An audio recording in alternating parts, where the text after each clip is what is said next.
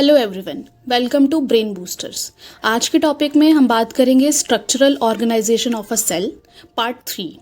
इसके पिछले 3 टॉपिक्स हम पहले कर चुके हैं, तो इस वीडियो में हम बचे हुए 5 टॉपिक्स कवर करेंगे। तो फर्स्ट ऑर्गेनेल जो हम डिस्कस करने वाले हैं वो है एंडोप्लाज्मिक रेटिकुलम। इसको हम ईआर भी बोलते हैं शॉर्ट में। ये सेल का सबसे लार्जेस्ट ऑर्गेनेली बोला जाता है और इसके अंदर बहुत सारे राउंड ट्यूब्यूल्स और शीट्स की तरह इसका स्ट्रक्चर होता है। वो हम नेक्स्ट स्लाइड में देखेंगे इसका स्ट्रक्चर। ये बेसिकली 2 तरीके का होता है, सिंपल है, रफ और स्मूथ। रफ किस लिए? रफ इसलिए क्योंकि जो इसके सरफेस होता है उस पर पार्टिकल्स होते हैं किसके? राइबोसोम्स के, इसीलिए ये अंडर द माइक्रोस्कोप रफ दिखाई देता है। अब राइबोसोम्स का क्या फंक्शन है? राइबोसोम्स का बहुत इंपॉर्टेंट फंक्शन है कि they are the site of protein manufacturing. और स्मूथ एंडोप्लाज्मिक रेटिकुलम सिंपल है, इसलिए स्मूथ है क्योंकि उसके ऊपर राइबोसोम्स नहीं है। स्मूथ एंडोप्लाज्मिक रेटिकुलम का भी बहुत इंपॉर्टेंट फंक्शन है। क्या है? इसमें जो है फैट्स और लिपिड्स की सिंथेसिस होती है। फैट्स एंड लिपिड्स हम पहले भी पढ़ चुके हैं कि सेल की ओवरऑल फंक्शनिंग में बहुत इंपॉर्टेंट रोल प्ले करता है। अब यहाँ पे मेम्ब्रेन बायोजेनेसिस एक टर्म लिखा हुआ है। मेम्ब्रेन बायोजेनेसिस क्या होता है? जब ईआर की खुद की जो मेम्ब्रेन होती है उसको रिपेयर या बिल्ड करने में जो प्रोसेस किया जाता है उसको मेम्ब्रेन बायोजेनेसिस कहा जाता है। ये प्रोसेस किसके हेल्प की वजह से होता है? Smooth endoplasmic reticulum. तो दोनों ही तरीके के राइबोसोम्स का बहुत ही इंपॉर्टेंट फंक्शन है। अब लास्ट पॉइंट पढ़ेंगे। लास्ट पॉइंट क्या कह रहा है कि ईआर जो है वो अलग अलग तरीके के सेल्स में अलग अलग अपीयरेंस देता है, बट जो भी अपीयरेंस देगा, ये पॉइंट नोट करने वाला है कि किसी भी तरीके के सेल्स में अगर हम एंडोप्लाज्मिक रेटिकुलम का स्ट्रक्चर देखेंगे तो एक चीज़ हमेशा कॉमन होगी, वो है कि एंडोप्लाज्मिक रेटिकुलम हमेशा नेटवर्क सिस्टम फॉर्म करता है। ये हमेशा पॉइंट करना है, हमेशा इसको अंडरलाइन करना है आंसर में कि सेल आपको कोई सा भी पूछे कि इस सेल में बताओ कि एंडोप्लाज्मिक रेटिकुलम का अपीयरेंस कैसा होगा, आपको हमेशा यही ध्यान रखना है कि सेल कोई सा भी हो, एंडोप्लाज्मिक रेटिकुलम हमेशा नेटवर्क सिस्टम ही फॉर्म करता है। यहाँ आप एंडोप्लाज्मिक रेटिकुलम का डायग्राम देख सकते हो, बहुत ही क्लियर दिया हुआ है। यहाँ पे राइबोसोम्स मैंने मेंशन किए हुए हैं, रफ एंडोप्लाज्मिक रेटिकुलम पे वो होते हैं। बहुत ही सिंपल है इस चीज़ को याद करना। रफ मतलब इसके ऊपर राइबोसोम्स है, और स्मूथ एंडोप्लाज्मिक रेटिकुलम का स्ट्रक्चर अगर हम देखें तो वो बिल्कुल ही स्मूथ है और ये ट्यूब्यूलर स्ट्रक्चर बनाता है। अब पूरा एंडोप्लाज्मिक रेटिकुलम का अगर पूरा स्ट्रक्चर देखें तो यहाँ पे ही हमें देखने से ही पता लग रहा है कि ये बिल्कुल ही नेटवर्क सिस्टम फॉर्म करता है। तो ये पॉसिबल ही नहीं है कि ये कोई और सिस्टम बना ले या प्लेन सिस्टम बना ले, हॉलो सिस्टम बना ले, नहीं बना सकता। एंडोप्लाज्मिक रेटिकुलम हमेशा ही नेटवर्क सिस्टम फॉर्म करता है। अब यहाँ पे मैंने एक डिस्टिंक्शन मेंशन किया है between smooth endoplasmic reticulum and rough endoplasmic reticulum. ये डिफरेंस हमेशा एग्जाम में पूछा ही जाता है along with what is endoplasmic reticulum in general. तो सबसे पहले आपको एंडोप्लाज्मिक रेटिकुलम क्या होता है वो बताना है, टाइप्स बताने हैं, टाइप्स के डिफरेंसेस बताने हैं, एंड सबसे इंपॉर्टेंट चीज़ें मेंशन करनी है। रफ क्यों है? क्योंकि उसके ऊपर राइबोसोम्स हैं। स्मूथ का क्या फंक्शन है? Membrane biogenesis. तो ये दोनों फंक्शन दोनों तरीके के एंडोप्लाज्मिक रेटिकुलम में हमेशा मेंशन करने ही करने हैं। बाकी पॉइंट्स आप देख सकते हो, आप कॉपी कर सकते हो। अब इसके साइड में हम देख लेंगे जल्दी से फंक्शंस ऑफ एंडोप्लाज्मिक रेटिकुलम। सबसे पहला जो फंक्शन है वो है transport of materials, specially proteins. क्योंकि हमने क्या बोला, रफ एंडोप्लाज्मिक रेटिकुलम के ऊपर क्या होते हैं? Ribosomes. Ribosomes are the protein synthesis sites. तो वहाँ पे हमारे जितने भी प्रोटीन्स हैं उनकी ट्रांसपोर्टेशन होगा between the regions of cytoplasm. Cytoplasm में जितने भी ऑर्गेनेल्स प्रेजेंट हैं उनके बिटवीन वो ट्रांसपोर्टेशन होती है। सेकेंड पॉइंट क्या है? Cytoplasmic framework. जो ईआर है हमारा साइटोप्लाज्मिक फ्रेमवर्क प्रोवाइड करता है for various biochemical activities. Third हम देखेंगे, बहुत ही इंटरेस्टिंग सा फंक्शन है एसईआर का, स्मूथ एंडोप्लाज्मिक रेटिकुलम का। ये क्या करता है? ये बहुत सारे जो भी पॉइजन्स होते हैं, जो भी ड्रग्स होते हैं, स्पेशली हमारे लिवर सेल्स में, इन वर्टिब्रेट्स, हम बाकी स्पीसीज़ की बात नहीं कर रहे हैं, हम यहाँ पे वर्टिब्रेट्स की बात कर रहे हैं। वर्टिब्रेट्स के जो लिवर सेल्स में जितने भी हमारे पॉइजन्स हो जाते हैं, ड्रग्स हो जाते हैं, उसको डिटॉक्सिफाई करने में भी स्मूथ एंडोप्लाज्मिक रेटिकुलम बहुत ही ज़्यादा इंपॉर्टेंट रोल प्ले करता है। सेकेंड ऑर्गेनेली जो है वो है गोल्जी अपैरेटस। इसको डिस्क्राइब किसने किया था? Camillo Golgi. साइंटिस्ट का नाम याद रखना है, ये मेंशन ज़रूर करना है। अब गोल्जी अपैरेटस क्या होता है? It is a system of membrane bound vesicles. Basically flattened sac like structure होता है इसका, जो कि एक दूसरे के ना बिल्कुल पैरेलल में होते हैं, बिल्कुल स्टैक, जैसे कॉइन्स का स्टैक होता है ना, एक के ऊपर एक के ऊपर एक, वैसे स्टैक प्रेजेंट होते हैं, जिसको हम क्या बोलते हैं? सिस्टर्नी भी बोलते हैं। और इसका जो कनेक्शन होता है, जो भी ये गोल्जी अपैरेटस का जो कनेक्शन होता है वो ईआर के मेम्ब्रेन से कनेक्टेड होता है। इसकी वजह से क्या कह रहे हैं? Therefore constitute another portion of complex cellular membrane. Because हमने कॉम्प्लेक्स क्यों है? क्योंकि हमने देखा था अभी एंडोप्लाज्मिक रेटिकुलम का स्ट्रक्चर भी बहुत कॉम्प्लेक्स था, इसीलिए गोल्जी अपैरेटस का भी इवेंचुअली स्ट्रक्चर क्या हो जाता है? कॉम्प्लेक्स हो जाता है। अब गोल्जी अपैरेटस हमारे लिए इम्पॉर्टेंट क्यों है? क्योंकि जो एंडोप्लाज्मिक रेटिकुलम में जितने भी मटेरियल हमारे सिंथेसाइज हो रहे हैं वो कहाँ पैकेज हो रहे हैं? वो उसकी पैकेजिंग और उसकी डिस्पैचिंग दोनों ही गोल्जी अपैरेटस में हो रहा है। कोई जो भी मटेरियल हमारा एंडोप्लाज्मिक रेटिकुलम में बन रहा है उसको अलग अलग टारगेट ऑर्गेनेल्स के पास लेके कौन जा रहा है? गोल्जी अपैरेटस उसको लेके जा रहा है। ये याद रखना है, बहुत ही इंपॉर्टेंट इसका फंक्शन है। और बाकी इसके फंक्शंस मैंने नीचे लिखे हुए हैं, वो क्या है? स्टोरेज है, modification and packaging of products in vesicles, जो कि अभी मैंने मेंशन किया। ये बेसिकली इसका सबसे मेन फंक्शन है, ये हमेशा याद रखना है। तीसरा है also involve in the formation of lysosomes. Lysosomes हम अभी आगे डिस्कस करेंगे। इन सम केसेस कॉम्प्लेक्स शुगर्स में be made from simple sugars in the Golgi apparatus. Complex sugar हमें पता है वो किससे बनते हैं? सिंपल शुगर से। तो ये मॉडिफिकेशन भी हमारी कहाँ हो रही है? गोल्जी अपैरेटस में हो रही है। यहाँ डायग्राम प्रेजेंट है गोल्जी अपैरेटस का। यहाँ पे आप सारी लेबलिंग देख सकते हो। सिस्टर्ने है हमारा लेफ्ट हैंड साइड में, राइट हैंड साइड में हमारा ल्यूमेन है, फिर उसके नीचे सिक्रेटरी वेसिकल्स हैं। कोई भी डायग्राम हम बनाते हैं उसकी लेबलिंग करना सबसे ज़्यादा इंपॉर्टेंट है। लेबल के बिना डायग्राम मीनिंगलेस है, और डायग्राम होगा और सारे जितने भी आप देख रहे हो लेबल्स हैं वो बिल्कुल एग्जैक्ट पॉइंट्स पे हैं, बहुत ही नीटली इसको मेंशन किया हुआ है। तो डायग्राम आप जब भी लेबल करो बहुत ही सिस्टमैटिक तरीके से करो। कोई सुंदर, कोई अच्छी हैंडराइटिंग बना के लिखने की ज़रूरत नहीं है। बहुत ही बेसिक सा डायग्राम बनाओ, बेसिक सी लेबलिंग करो, और बस उसमें आपको 100% पूरे मार्क्स मिलेंगे। नेक्स्ट ऑर्गेनेली हमारी है लाइसोसोम्स। इसको हम suicidal bags of the cell भी बोलते हैं। ये क्यों बोलते हैं सबसे पहले हम ये देखेंगे। लाइसोसोम्स को हम सुसाइडल बैग्स इसलिए बोलते हैं कि जब भी कोई सेल किसी भी हार्श कंडीशन में होता है, किसी भी टॉक्सिक कंडीशन में होता है, जब वो डैमेज होने वाला होता है, तो क्या होता है? सेल किसी भी हार्श कंडीशन में है, सेल सर्वाइव नहीं कर पा रहा है, सेल बर्स्ट हो जाता है। उसके बाद जो लाइसोसोम्स प्रेजेंट होते हैं सेल के अंदर वो भी बर्स्ट हो जाते हैं। और लाइसोसोम्स के अंदर जो एंजाइम्स होते हैं वो वही सेल को डाइजेस्ट कर लेते हैं। मतलब लाइसोसोम जिस सेल में प्रेजेंट है, हार्श कंडीशन होने की वजह से जब सेल बर्स्ट हो जाता है तो उसी लाइसोसोम्स के एंजाइम्स उसी सेल को डाइजेस्ट कर लेते हैं, and that is why it is known as suicidal bags of the cell. ये क्वेश्चन एग्जाम में डायरेक्टली भी पूछा जाता है कि why lysosomes are known as suicidal bags of the cell. तो आंसर आपको पता लग गया, बहुत ही सिंपल है, बहुत ही बेसिक है।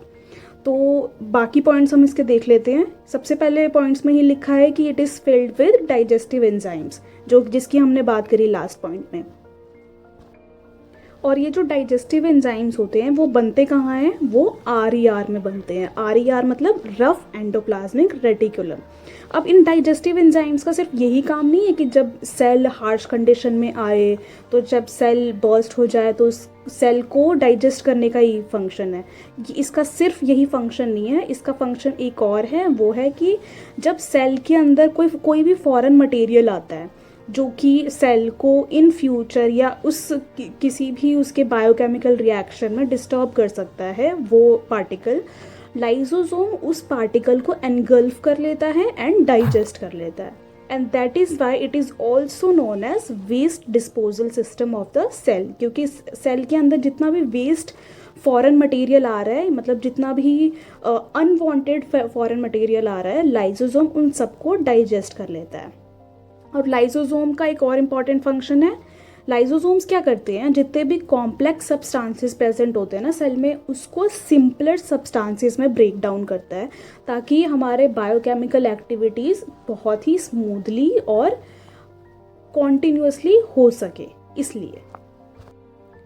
और ये ब्रेक डाउन भी किसकी वजह से हो रहा है, डाइजेस्टिव एंजाइम्स की वजह से हो रहा है। मतलब लाइसोसोम्स में जो की पॉइंट है वो है इसका डाइजेस्टिव एंजाइम्स, जो कि कहाँ बन रहे हैं, RER में। अब डायग्राम देखेंगे हम नेक्स्ट स्लाइड में। डायग्राम देखो इसका, सबसे ऊपर है मेम्ब्रेन, उसके अंदर हमारा डाइजेस्टिव एंजाइम्स प्रेजेंट है। कभी भी आप डायग्राम बनाओगे, डाइजेस्टिव एंजाइम्स दिखाना नहीं भूलना है। और इसके आउटर कवरिंग पे क्या है, सरफेस पे ट्रांसपोर्ट प्रोटीन्स। ये 3 लेबलिंग है। आप ट्रांसपोर्ट प्रोटीन्स भले ही मेंशन ना करो, कोई बात नहीं, आपको मेम्ब्रेन और एंजाइम्स वैसे डाइजेस्टिव एंजाइम्स लिखना चाहिए। नेक्स्ट ऑर्गेनेली है हमारा माइटोकॉन्ड्रिया, जिसको हम power house of the cell भी बोलते हैं। अब power house of the cell क्यों बोलते हैं, power house of the cell मतलब जो कि सेल को पावर दे रहा है, एनर्जी दे रहा है। एनर्जी कौन देता है, ATP देता है। ATP का फुल फॉर्म क्या है, एडिनोसिन ट्राइफॉस्फेट। इसको हम energy currency of the cell भी बोलते हैं। अब माइटोकॉन्ड्रिया की 2 कवरिंग्स होती हैं, 2 मेम्ब्रेन होते हैं माइटोकॉन्ड्रिया के पास। आउटर मेम्ब्रेन जो होता है वो पोरस होता है, उसमें छोटे छोटे पोर्स होते हैं। और जो इनर मेम्ब्रेन होता है वो डीपली फोल्डेड होता है। और वो डीपली फोल्डेड क्यों होता है, ताकि उसके अंदर ज़्यादा से ज़्यादा ATP मॉलिक्यूल बन सके, जनरेट हो सके। अब सेल के अंदर जितने भी हमारे केमिकल एक्टिविटीज़ हो रहे हैं, उन सब के लिए जितनी भी हमें एनर्जी चाहिए होती है वो यहीं से निकल के आती है। और माइटोकॉन्ड्रिया का अपना खुद का DNA और राइबोसोम भी होता है। अब राइबोसोम है तो क्या है, राइबोसोम का क्या फंक्शन था, टू सिंथेसिस प्रोटीन्स। अब माइटोकॉन्ड्रिया का खुद का DNA और खुद का राइबोसोम है, तो वो उसके खुद के प्रोटीन्स भी होंगे जो वो सिंथेसिस करेगा, बिल्कुल होंगे। इसी वजह से जो माइटोकॉन्ड्रिया है वो खुद का प्रोटीन भी प्रोड्यूस करता है। यहाँ पे हम देखेंगे माइटोकॉन्ड्रिया का स्ट्रक्चर। डबल लेयर हमें दिख रहा है, डबल मेम्ब्रेन। जो आउटर मेम्ब्रेन है उस पर छोटे छोटे पोर्स होते हैं, जो कि इसमें अभी दिखाया नहीं है। और जो इनर मेम्ब्रेन है वो देखेंगे हम कैसे फोल्डेड है। फोल्डेड क्यों है, क्यों फोल्डेड होता है, ताकि ज़्यादा से ज़्यादा ATP मॉलिक्यूल्स जनरेट हो सके, ATP जनरेटिंग केमिकल रिएक्शंस हो सके।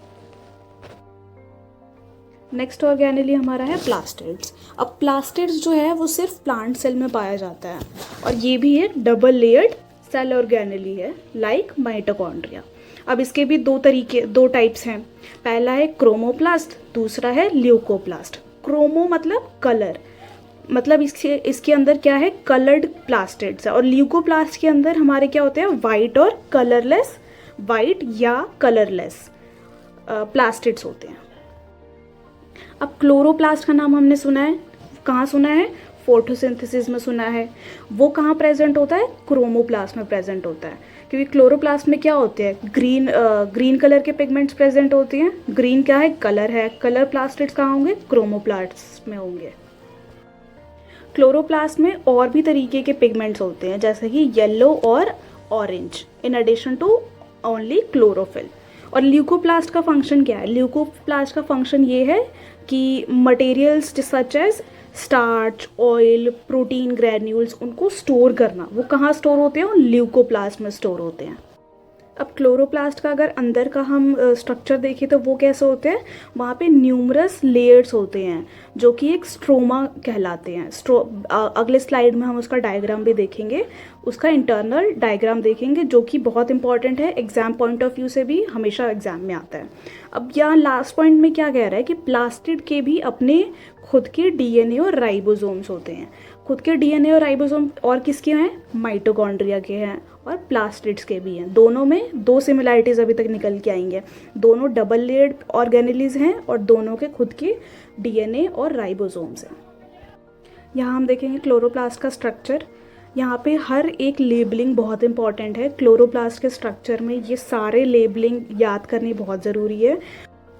ल्यूमेन और थाइलाकॉइड में कंफ्यूज नहीं होना है। थाइलाकॉइड्स क्या हैं, वो जो कॉइन्स जैसे पड़े हुए हैं ना, वो उन सबको हम थाइलाकॉइड बोल रहे हैं। अब ल्यूमेन क्या होता है, जो इसके बीच की जो जगह होती है, माइटोकॉन्ड्रिया के स्ट्रक्चर में भी ल्यूमेन प्रेजेंट था, वो क्या था, जिसके बीच की जो खाली जगह होती है उसको हम ल्यूमेन कहते हैं। अब नेक्स्ट ऑर्गेनेली हमारी है वैक्यूल्स। वैक्यूल्स को हम स्टोरेज सैक्स भी बोलते हैं। अब ये जो वैक्यूल्स है वो एनिमल सेल्स में तो बहुत छोटे छोटे होते हैं। आप सेल का स्ट्रक्चर देखोगे, एनिमल सेल का स्ट्रक्चर देखोगे तो आपको वैक्यूल्स बहुत छोटे से नज़र आएंगे, बट वहीं प्लांट सेल्स में जो वैक्यूल्स होते हैं वो as compare to animal cells बहुत ज़्यादा बड़े होते हैं। वो प्लांट सेल में, जैसे कि मैंने मेंशन किया, 50 to 90% of the cell volume occupy करते हैं। अब सेल्स, प्लांट सेल्स में ये इतने बड़े क्यों होते हैं, इतने ज़्यादा स्पेस क्यों ऑक्यूपाई करते हैं, क्योंकि उसको, प्लांट सेल्स को क्या चाहिए होती है, टर्जिडिटी चाहिए होती है, रिजिडिटी चाहिए होती है, सपोर्ट चाहिए होता है। इस वजह से जो वैक्यूल्स है उनके अंदर सेल सैप होता है, जो कि ये तीनों फंक्शन प्रोवाइड करता है। अब सेल्स के जो इम्पॉर्टेंट एसिड्स होते हैं या सब्सटेंसेस होते हैं, फॉर एग्जांपल हमारा अमीनो एसिड्स है, ऑर्गेनिक एसिड्स है, शुगर्स है, प्रोटीन्स है, वो कहाँ स्टोर होते हैं, वो वैक्यूल्स में स्टोर होते हैं, and that is why it is known as storage sacs. अब सिंगल सेल ऑर्गेनिजम्स में अगर हम देखें, फॉर एग्जांपल अमीबा जब भी अपने सूडोपोडिया से कोई भी फूड एनगल्फ करता है तो वो कहाँ जाता है, वो उसके वैक्यूल्स में जाता है, तो वहाँ भी वो स्टोरेज का ही फंक्शन कर रहा होता है। लास्ट पॉइंट देखेंगे अब, कहता है in some unicellular organisms specialized vacuoles also play important roles in expelling excess water and some waste from the cells. जो भी कुछ यूनिसेलुलर ऑर्गेनिजम्स होते हैं उसमें जो, अगर उनके वैक्यूल्स स्पेशलाइज्ड होते हैं, सब में नहीं होते, कुछ में होते हैं, एंड दैट इज़ वाई यहाँ पे मेंशन किया हुआ है सम यूनिसेलुलर ऑर्गेनिजम्स, जहाँ पे स्पेशलाइज्ड वैक्यूल्स प्रेजेंट होते हैं। वो ऑर्गेनिज्म के पूरे बॉडी से excess water plus waste remove करने का भी एक फंक्शन करते हैं। सब में नहीं करते हैं, ये जो फंक्शन है आप सब में इन जनरल नहीं मेंशन करोगे, आप हमेशा लिखोगे in some unicellular organisms and not multicellular organisms. यहाँ पे प्लांट सेल का डायग्राम है, यहाँ पे आप देखोगे वैक्यूल कितना बड़ा है, इसने कम से कम 70 to 80% स्पेस तो ऑक्यूपाई किया ही हुआ है। तो इसका फंक्शन क्या था, क्योंकि इसके अंदर देख सकते हो आप सेल सैप प्रेजेंट है, जो कि टर्जिडिटी एंड रिजिडिटी प्रोवाइड करेगा। अब सारे सेल ऑर्गेनेलीज तो हमारे ख़त्म हो गए हैं, बट बुक में छोटा सा एक टॉपिक दिया हुआ है सेल डिवीजन के नाम से, वो हम जल्दी से यहाँ पे डिस्कस कर लेंगे। ज़्यादा डिटेल में नहीं जाना है, बहुत ही सिर्फ ऊपर ऊपर से हमें पता होना चाहिए सेल डिवीजन क्या होता है, कितने तरीके के होते हैं। तो सेल डिवीजन क्या होता है, जैसे कि नाम से ही हमें पता लग रहा है, जब एक सेल दो नए सेल्स बनाता है उसको हम सेल डिवीजन कहते हैं। The process by which new cells are made is called cell division. ये बेसिकली दो तरीके के होते हैं, एक होता है माइटोसिस, दूसरा होता है मियोसिस। अब माइटोसिस और मियोसिस क्या में डिफरेंस क्या है? माइटोसिस वो होता है जहाँ पे हमारे जो बॉडी के मोस्ट ऑफ द सेल्स जैसे डिवाइड करते हैं, वो कौन से प्रोसेस से डिवाइड करते हैं? माइटोसिस से। अब माइटोसिस के प्रोसेस में जब कोई सेल डिवाइड होता है तो वो दो आइडेंटिकल डॉटर सेल्स बनाता है, और डॉटर सेल्स के अंदर सेम नंबर ऑफ क्रोमोसोम्स होते हैं as present in the mother cell. और जो माइटोसिस की मदद से जो हम सेल्स ग्रो करते हैं, जो भी सेल्स बनते हैं, वो क्या हेल्प करते हैं, क्या काम करते हैं? वो हमारे ग्रोथ और repair of tissue of organisms में उनका हेल्प होता है। जितने भी हमारे टिश्यूज़ हैं, जितने भी इंसान की जो भी ग्रोथ होती है, वो कौन से डिवीजन से होती है? माइटोसिस से होती है। वहीं हम देखें मियोसिस, मियोसिस क्या है? When a cell divides by meiosis it produces 4 new cells. Meiosis basically तब होता है जब एक ह्यूमन बीइंग रिप्रोडक्शन के फेज से गुजर रहा होता है। जब इंसान रिप्रोड्यूस करता है तो उसकी सेल्स जब डिवाइड करते हैं वो मियोसिस को फॉलो करते हैं। यहाँ पे जब एक सेल डिवाइड करता है तो वो 2 के बदले 4 नए सेल्स बनाता है, जिसके अंदर हाफ क्रोमोसोम्स प्रेजेंट होते हैं। मदर सेल के पास पूरे क्रोमोसोम्स हैं, डॉटर सेल्स के अंदर उसके हाफ क्रोमोसोम्स प्रेजेंट होंगे। यहाँ आप डायग्राम देख सकते हो, माइटोसिस में जब डिवीजन हो रही है तो 2 डॉटर सेल फॉर्म हो रहे हैं, मियोसिस में वहीं डिवीजन हो रही है तो वो 4 नए सेल्स बना रहा है। यहाँ पे मैंने माइटोसिस और मियोसिस के बीच का डिस्टिंक्शन दिया हुआ है, जो कि यूजुअली पेपर में पूछ लिया जाता है। तो ये इसके 2-3 डिफरेंसेस आपको याद करने हैं, ज़्यादा नहीं। सबसे पहले तो सेल डिवीजन की बात करें तो माइटोसिस में जब सेल डिवाइड करता है तो 2 डॉटर सेल फॉर्म होते हैं, और वहीं मियोसिस में जब सेल डिवाइड होता है तो वहाँ पे 4 डॉटर सेल्स प्रोड्यूस होते हैं। और मैंने आपको बताया था मियोसिस कहाँ होता है, कब होता है, जब एक ऑर्गेनिज्म रिप्रोड्यूस करता है, जब उसके रिप्रोडक्टिव सेल्स और जर्म सेल्स भी जिसको हम बोलते हैं, जब वो फॉर्म हो रहे होते हैं, जब हमारा क्रोमोसोम, सारी जितनी भी हमारी हेरिडिटी और जितने भी हमारे पेरेंटल आइडेंटिफिकेशंस और जीन्स जब पास हो रहे होते हैं, तब वो सेल्स कौन सा प्रोसेस फॉलो करते हैं, मियोसिस का। और मियोसिस में जब सेल डिवाइड होता है तो वहाँ पे हाफ क्रोमोसोम्स ही जाते हैं, और मियोसिस सेक्सुअल रिप्रोडक्शन के लिए कंपलसरी है, मतलब मियोसिस के बिना सेक्सुअल रिप्रोडक्शन हो ही नहीं सकता है।